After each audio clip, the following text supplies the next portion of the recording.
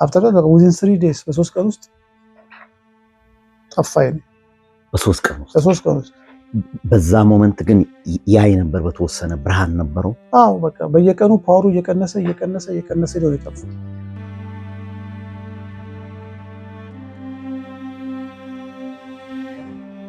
እግዚአብሔር ምንም ያከተው የለም እሱ ፈቃዱ ከሆነ እኔ ከላይ ነው የምጠብቀው ከታች ጨርሻለሁ ያ ብራን አድማጮቻችንና ተመልካቾቻችን ይህ ብዙን ወርቃማ ቁም ነገር አዘል አስተማሪና ትውልድ ቀራጭ የሆነው ቁም ነገሮች ለተመልካችና አድማጮች ይዘን የምንቀርብበት የብዙ ወርቅ ሚዲያ ነው።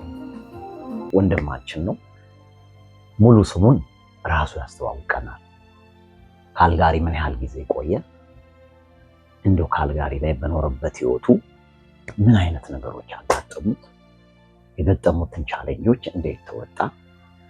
ከየት ወዴት የሚለውን እንደው አጠር እያደረገ አንዳንድ ሀሳቦች እንዲሰጠን ጋበዝ አድርጌዋለሁ እዚህ ጋርና የህይወቱ አቅጣጫ የጀመረው ብሮክስ አልበርታ በምትባል ከተማ ውስጥ ተቀጥሮ ያለማቋረጥ ለ17 ዓመት ደከመኝ ሰለቸኝ ሳይል በታማኝነት ያገለገለ ወጣት እንደሆነ ይናገራል።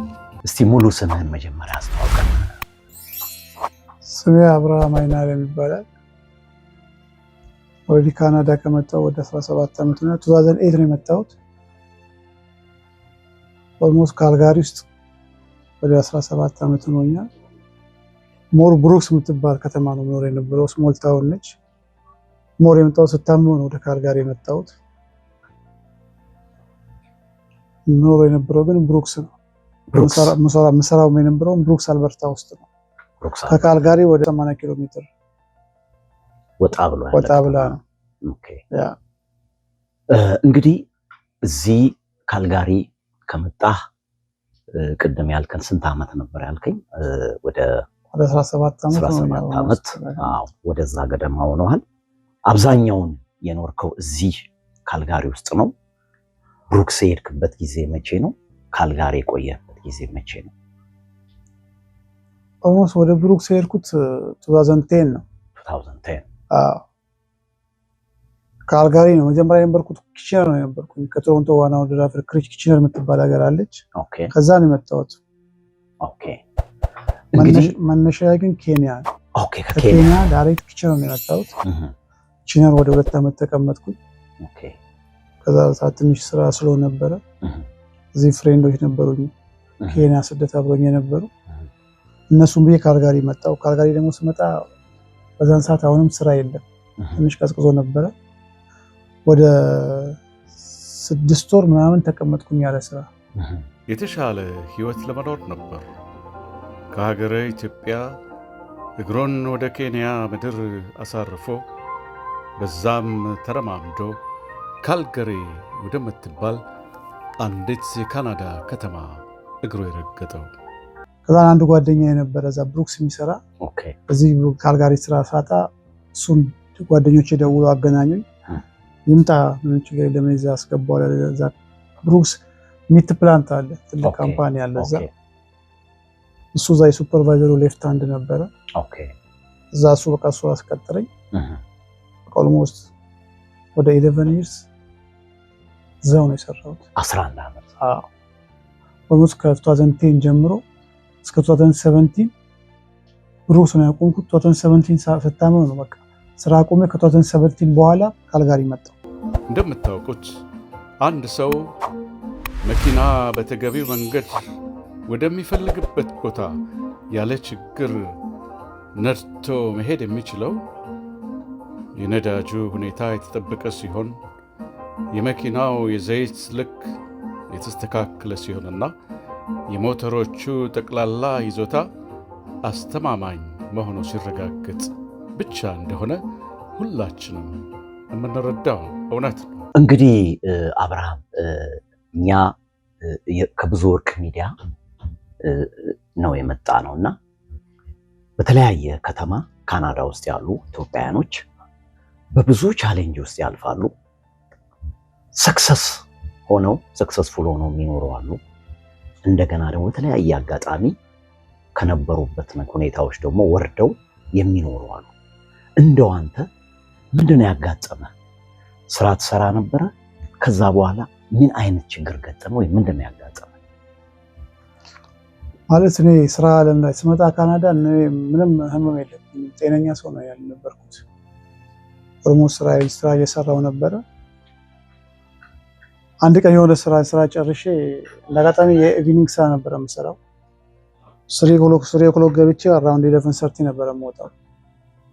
ሆኖም አንድ ቀን ያልተጠበቀ ያልታሰበ ክስተት ተከሰተ። ድንገት እግሩ መንቀሳቀስ ሳይችል ቀረና ያኔ የህይወት አቅጣጫ ተቀየረ።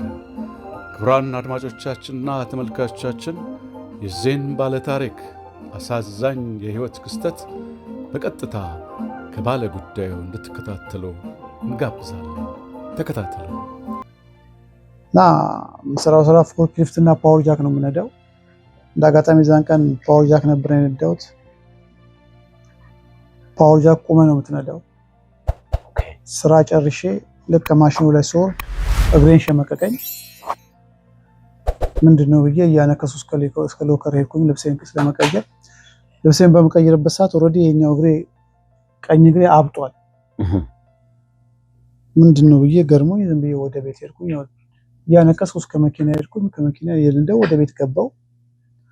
በቤት ደርሼ ሩሜቴን ምንድነው አይኔ ነው እግሬ ነው አብጧል ብዬ ሳሳየው እሱም እንደምን ነው እግሬ አብጧል አለኝ። በቃ ጠዋት በቃ ሐኪም ቤት ሂድ ምናምን። ኦኬ በቃ ጠዋት ሐኪም ቤት ሄዳለሁ። እኔ እንደውም ስራ አርፋለሁ ብዬ ነበር።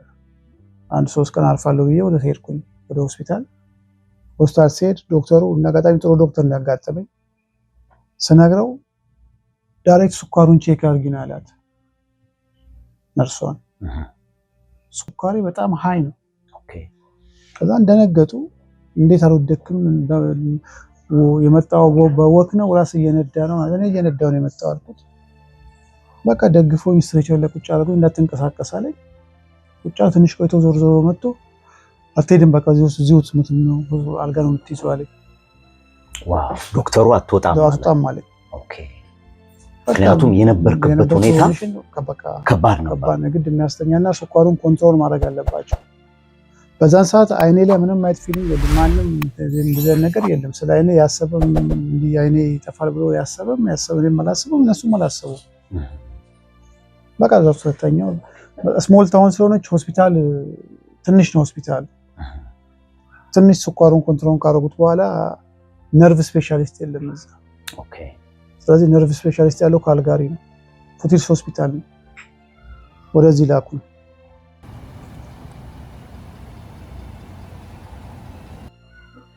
እዚህ መጣው። እዚህ ስኳሬንም ኮንትሮል አደረጉት። ነርቭ ስፔሻሊስትም ትቶ የነርቭ መድኃኒት ጀመርኩኝ። ኦልሞስት በቃ እነሱ መረባረብ ያዙት፣ ስኳሩን ኮንትሮል ማድረግና ነርቭን እንትን ማለት ተያያዙት። ወደ አይኔ ፎከስ ያደረገ ማንም ሰው የለም። ለካ ዲያቤቲክስ ምንጊዜም ሲይዝ ግላኮማ የሚሉት አለ የአይን ህመም። በቃ ዝም ብለህ ተቀምጠህ ራሱ አይን ራሱ ሻዳውን ነው ማለት በቃ ይጨልምብሃል። እየነዳህም ሊሆን ይችላል እንዳልከው ወክ እያረክ ሊሆን ይችላል። ምንም ነገር እያረክ ሊሆን ይችላል። በቃ አይኔን ይጋርድሃል። እና ማለት በቃ አንድ ቀን ጠዋት ስነሳ አይኔ በቃ ልክ እንደ ቦክስ እንደተመታ ያ ፔን አለው በጣም። ይሄ በቃ ቦሉ ኳሱ ማለት ነው። እና ውስጡ ደግሞ በጣም እንደፈራርሷል። እንዳጋጣሚ ማዘር መታ ነበርና ምን ነው አይኔ አንተ በጣም ከለሩ ተቀይሯል፣ በጣም ብዙ አይነት ከለር ነው የሚታየው። አረ ያመመኝ ነው እንጂ አሁን ስነካው ራሱ ቁስል ነው ምናምን አልኳት። ወደ ማታ አካባቢ ማየው ነገር እያነሰብኝ መጣ። አፍተር within 3 days በ3 ቀን ውስጥ ጠፋኝ። በ3 ቀን ውስጥ በዛ ሞመንት ግን ያይ ነበር፣ በተወሰነ ብርሃን ነበረው። አዎ በቃ በየቀኑ ፓወሩ እየቀነሰ ነው የጠፋው። እዚህ ላይ ግን ዶክተሮቹ አይን ላይ እንደዚህ አይነት ችግር እየመጣ እንደሆነ ምንም አይነት ምርመራ ምንም አላደረጉም። አንዳንድ ዶክተሮች ገብተዋል። ጥሩን ዶክተር ሲያጋጥምሃል ጥሩም ዶክተር አያጋጥምህም። እንደ ዶክተርነታቸው ይሄ ህመም ዲያቤቲክስ ስኳር አይንና ኩላሊት እንደሚነካ ማወቅ ያውቃሉ። ከሁለት አንዱ ቼክ ማስደረግ ነበረባቸው። ወይ አይን ዶክተር ጋር ወይ ኪኒ ዶክተር ጋር ቼክ መደረግ ነበረብኝ በዛ ሰዓት። እነሱ ግን ፎከስ ያደረጉት ስኳሩን ኮንትሮል ማድረግ ብቻ ነው። ወደ አይኔ ፎከስ አደረጉ። ገብተዋል። በዛ መሃል ነው ግላኮማው ስኳሬ ሃይ ስለነበረ ስኳር ሃይ ሲሆን ነው ግላኮማው ሃይ ሆኖ አይንን የሚያጠፋው። ስኳር ሎ ሲሆን ሲቀንስ ግላኮማው አብሮ ይቀንሳል። ገባ? አታክ አያደርገውም አይንህን። የኔ ግን ስኳሬ በጣም ሃይ ስለነበረ ግላኮማው ኦልሬዲ ገባ ጀምሮታል። አታክ እያደረገው ነው፣ በቃ እያጠቃው ነው የነበረው። በዛን ሰዓት እነሱ ኮንትሮል ከስኳሬን ኮንትሮል ሲያደርጉ አይኔንም አብሮ ልኮ የአይን ሐኪም ጋር መታየት ነበረብኝ። እነሱ እንደዛ ላደርጉኝ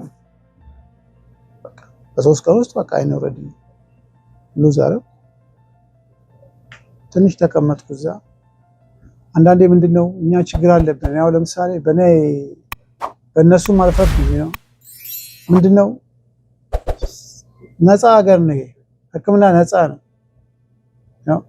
አብዛኛዎቻችን ሀበሾች ስንታመም ነው ሆስፒታል የምንሄደው።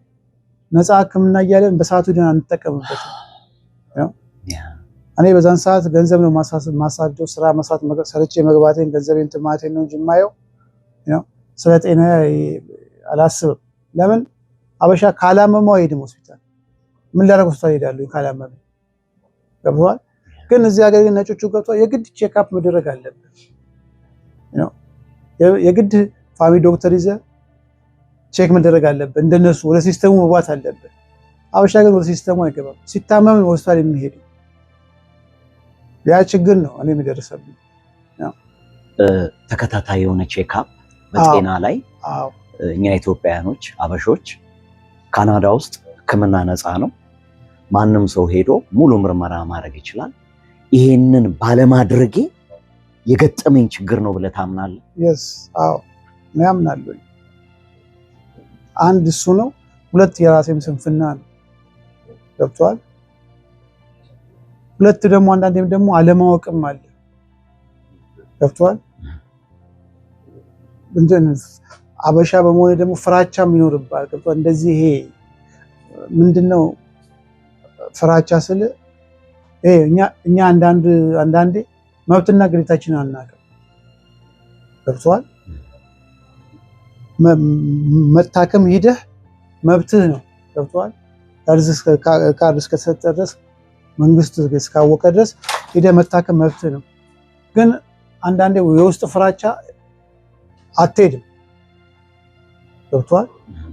በማወቅም ባለማወቅ እንደዚህ አይነት በሽታ አለብህ ሊሉኝ ይችላሉ ብሎ ከመፍራት የተነሳ ያም ፍራቻ የተነሳ ገባ መሀል ላይ የዛኔ በሽታ ወይ ይዞክ እንደዚህ ያጠቃሃል።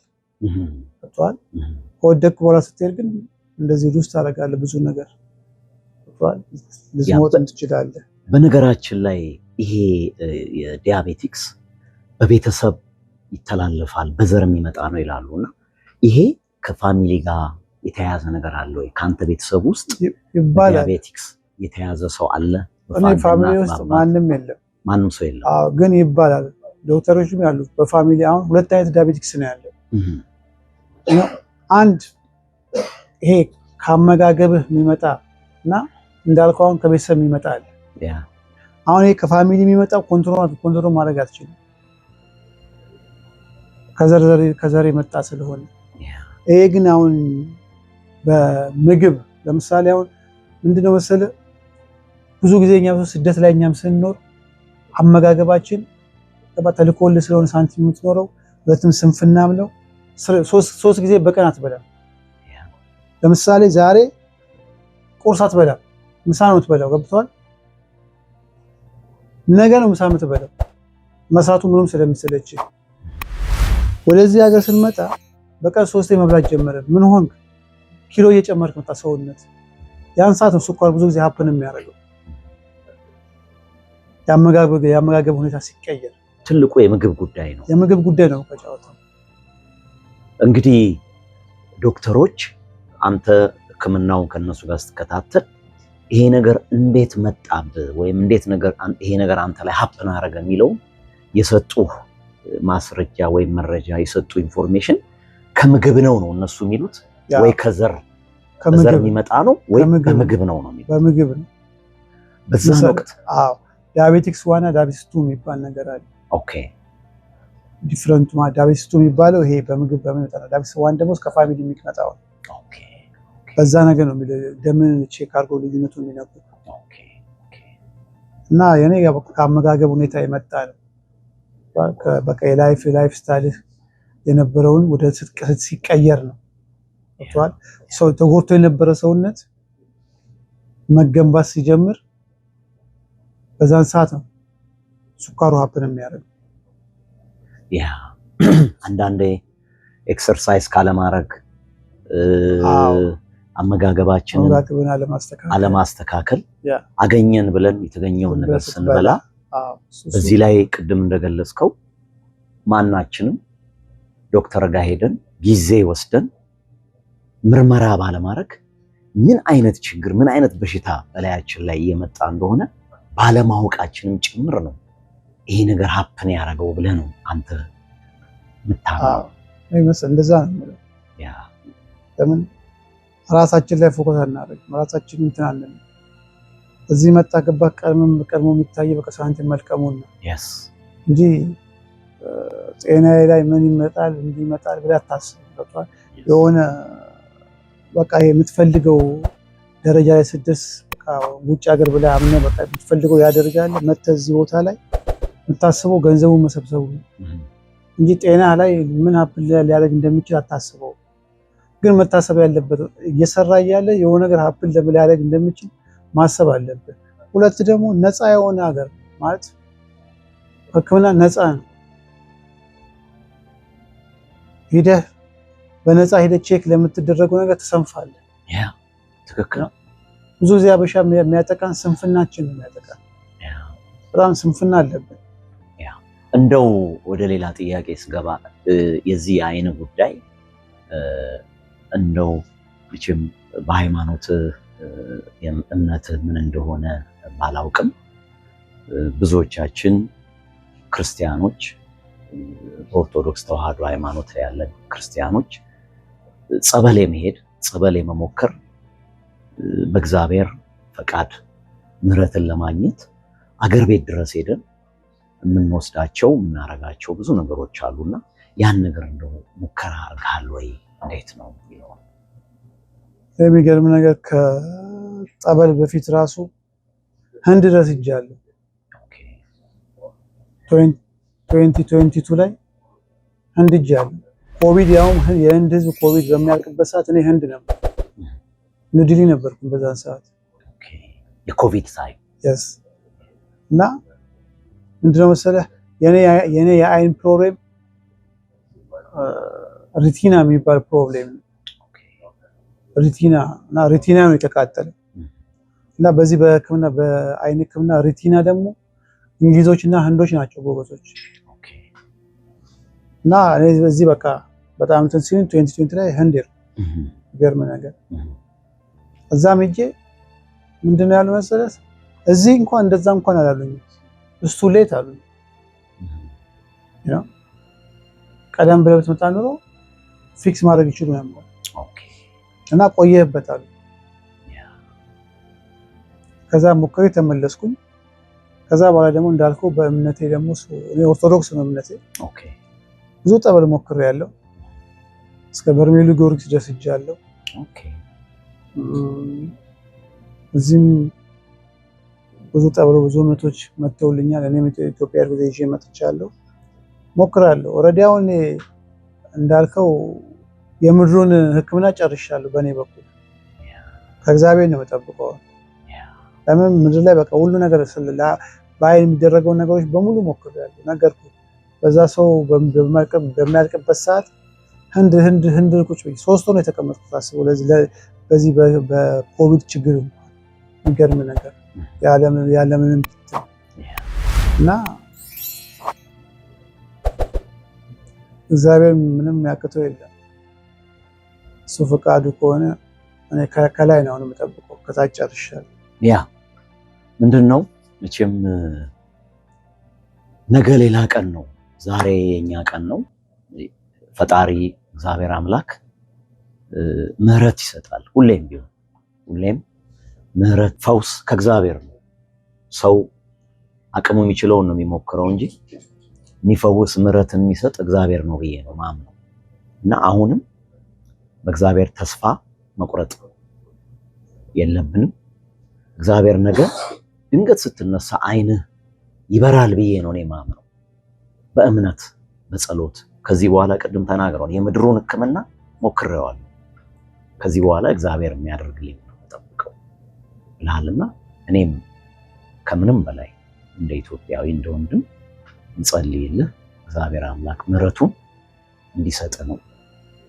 እንደሚታወቀው የሁላችንም ሕይወት በእግዚአብሔር እጅ ቢሆንም ከእግዚአብሔር በታች ግን ዘመናዊ የሆነው የሕክምና ማዕከላት ተቋቁመው በተለያየ ስፍራ አሉና በተለይ በሰለጠነው ዓለም ካናዳና አሜሪካ የምትኖሩ ኢትዮጵያውያኖች ጤናችንን እንደ መኪኖቻችን ሜንቴን ማድረግ ስለሚገባን አስፈላጊውን የጤና ክትትላችንን በጊዜው ማድረጋችን ካልተፈለገ የጤና ቀውስ ራሳችንን ለማስወገድ ይረዳልና ይሄንን ተመክሮ እንድትወስዱ ለማድረግ ነው። ይህ ወንድማችን በጣም በጠንካራና አስተዋይነቱ በአካባቢ በሚኖርበት ሰፈርና አካባቢ ሁሉ የተመሰገነ ለሰዎች መልካም ሐሳብና በሰው በኮሚኒቲው አካባቢ የተወደደ የተፈቀረ መልካም ምግባር ያለው ወንድም እንደሆነ ሰምተናል።